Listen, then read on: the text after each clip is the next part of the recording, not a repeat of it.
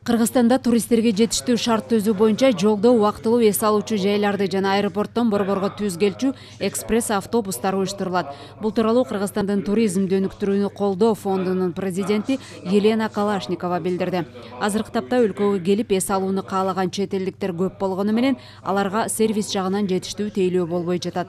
Эми Бишкекке каттам ачууда башка коомдук транспорттардан айырмасы экспресс каттамдар бир гана жүгүртмөгө ылайык жана эч токтоосуз жүрөт.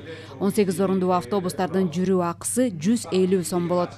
2 айдан кийин билеттерди онлайн сатып алууга да шарт түзүлөт. Ыңгайлуу транспорт күнү-түнү жарым сааттык интервал менен жүрөт. Алардын графиги сырттан келген учактардын каттамына карата түзүлөт.